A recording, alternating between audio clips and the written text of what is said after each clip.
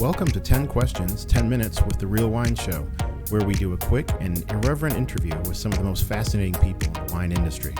We sit down with world-famous winemakers, importers, industry folks, collectors, and everyday consumers, providing an intimate and insightful look into wine culture. All right. Noel Brockett, welcome to The Real Wine Show. Thanks for coming out. Thank you so much for having me. Yeah, it was Pleasure to be here.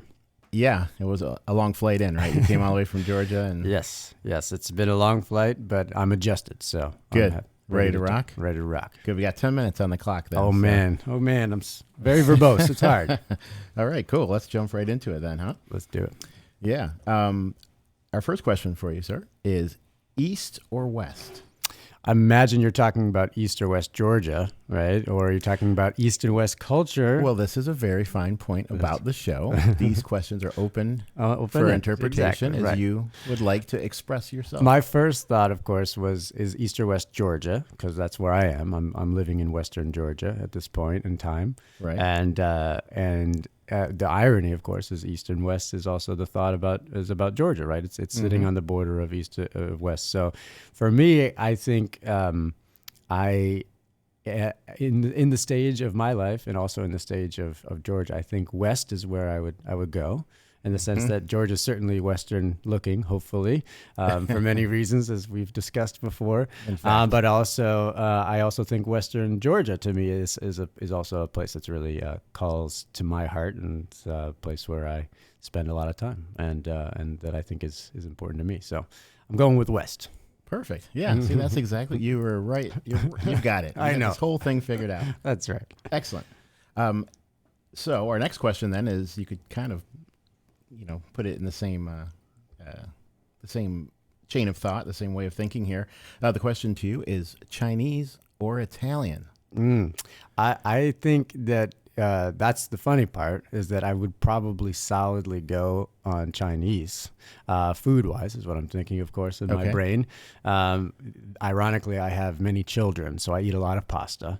But when I'm back in the U.S. and spending time in the U.S., that's exactly what I'm coming for. I'm going for more Asian cuisine. Chinese, of course, is part of that. But there's nothing quite like the balance of savory and sweet, which is, Georgia does great food, and Italians do great food too. Yes. But right now, I think acid is going to be a theme of many of the questions. So I'm going with Chinese. Chinese, perfect. Yeah, I was wondering if you might take it from the market perspective, because I know, particularly the Japanese are quite strong in they certainly Georgia are. wines. Do you do anything with the Asian markets? I'm not doing anything with Asian, but a lot of people I work with, of course, do a lot in Japan, because they're certainly interested in the natural wine stuff, because they're not afraid of other flavors, and also they're not as trained, I would say, on sort of classical Western European taste on wine, so they're a little bit more open.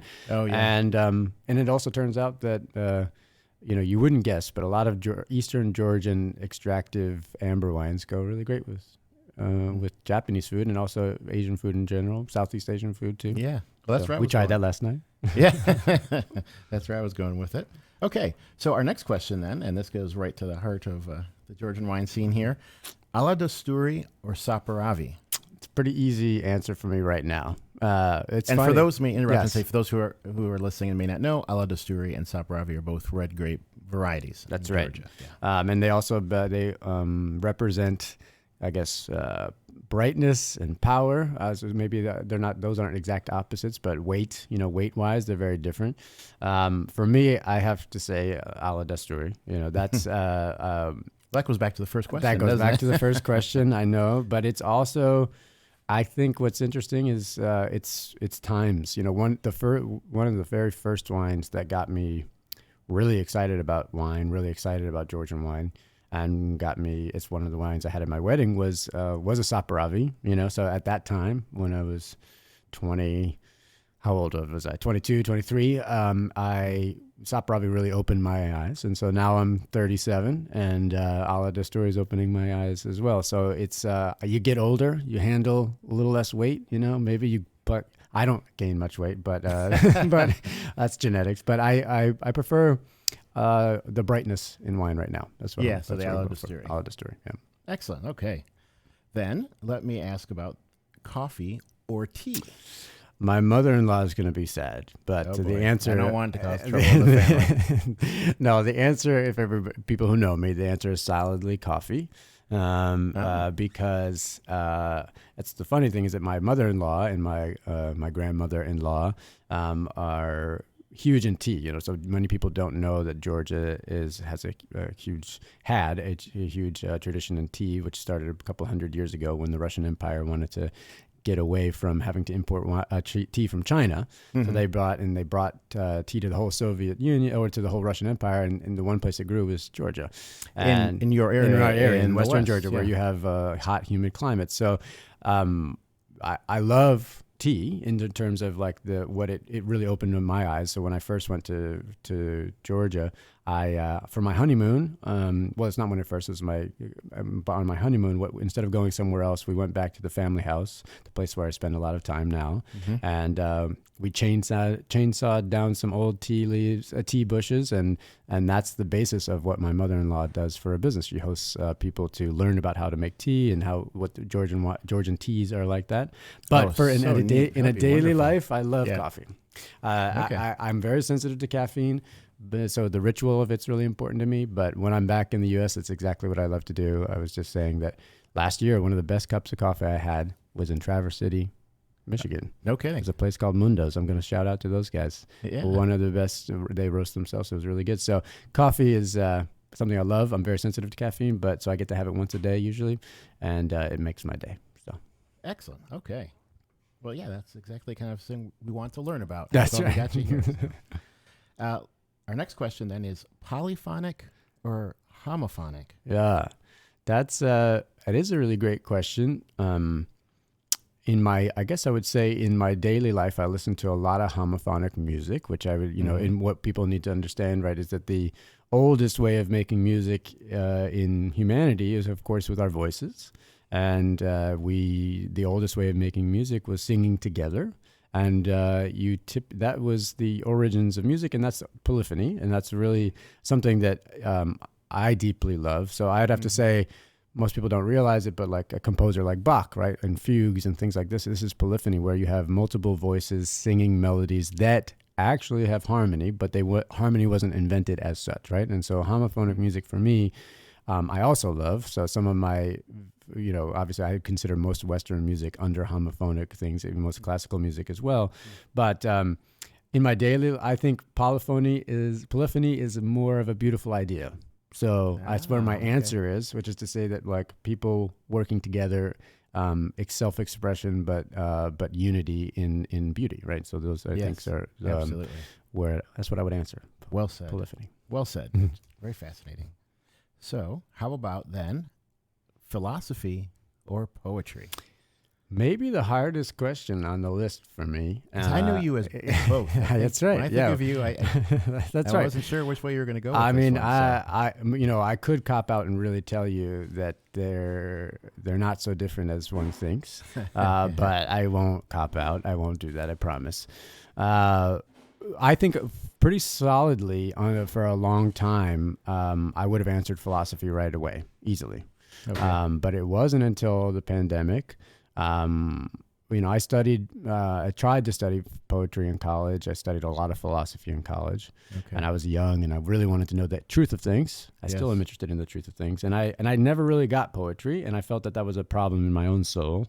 And then in the pandemic, I had a chance to start a group with some random friends. Some were friends, some people I didn't know, some people were acquaintances, and it was based on the idea of reading poetry together, but it was partly sort of like group therapy in the same times of the pandemic and other things like that. But it was around that, and that we read stuff together, and I got poetry. It's still not something that I know as well as others, but what I understood is that they're not so different. And a guy named Walt Whitman helped me understand that. And and he's been helping people. So I think at this stage of my life, I would go with, I'm going with poetry. But I think the best poetry is rooted in the philosophical for sure. And it makes it experienced in the moment. And that's the beauty of art, is that it can take take things that seemed dull and stodgy and old and make them alive. And that's what poetry does for me. So I'm answering poetry. Beautiful. Thank you. How about then breakfast or dinner? We'll take it right down a notch. We'll jump right off that philosophical high point and get it down to the appetites right there. I'm going dinner. I'm not a morning person. Even though I have a lot of children and I ought to wake up earlier. Oh yeah, right. I am certainly the night, the ritual of being together in that sort of American style in dinner. You don't eat breakfast together with people, and most of the time in my family. So people get up at different times, and everybody has their own different schedule. We don't get up. So dinner for me is the place where family and people come together, and you also get to have a glass of wine, and that's important for me, is that kind of communal aspect of dinner that I try to keep going. So dinner. Thank you. Perfect.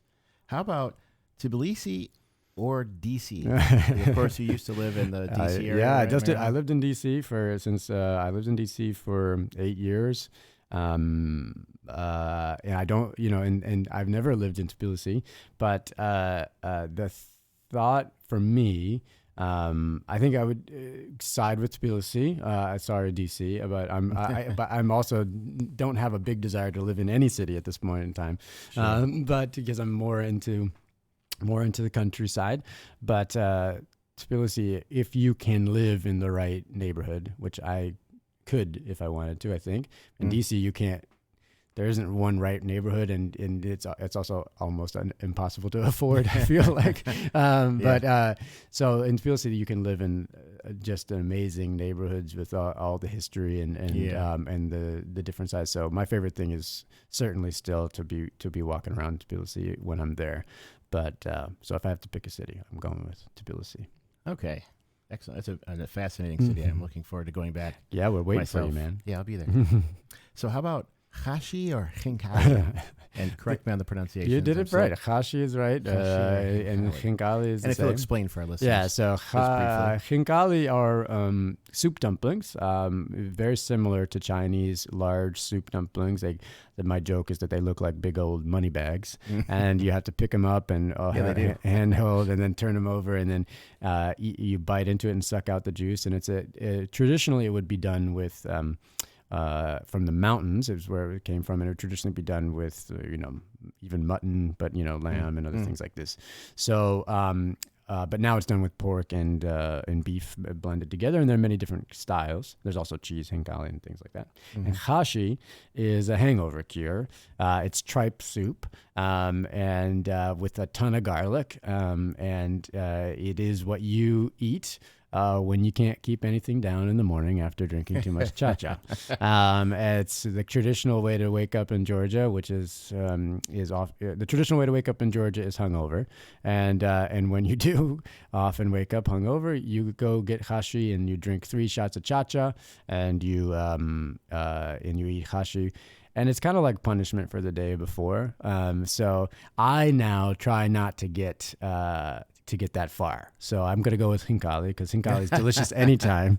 But hashi does work. I mean, eating garlic broth is good for a hangover, but I try not to get there. So okay. That being said, last night I was going to say, I could have this morning. I could have used some hashi. I could have used some hashi too. I was going to go look for some. We don't have any Georgian restaurants around, but I was going to go look for some. Not yet. But I'm telling you, man, you got to. We have a great Georgian restaurant in Greenville, South Carolina, called Capey, really? And I say if Capey, which is means it's like an informal feast, and the idea is if those guys can crush it in Greenville like they're doing South Carolina, literally everywhere could have a Georgian restaurant to do it. So I'm always encouraging people.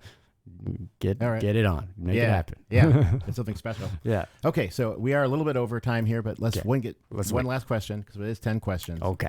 What is the most, how do I phrase it? The most thrilling wine. The thrilling wine, yes. The most thrilling wine in the Georgian Winehouse portfolio. The most exciting wine, however you want to say it, in the Georgian Winehouse portfolio at this time. At this very time. I would have to say, after this week that I've been doing in Wisconsin, Minneapolis. Let's say exciting, because I don't want it to be, the question is not meant to be like which one is the most thrilling to taste, but what might be exciting for other reasons. Yeah. No, I mean, I think I still it's hard for me to separate. So it's from taste, from exciting. I mean, I think it goes back to your first question. I've been tasting all this week a couple different vintages of Guance's Ala d'Asturi Red, Guance's wine from the Bios winery. That wine has been thrilling me this week, and it's been really exciting to go back to.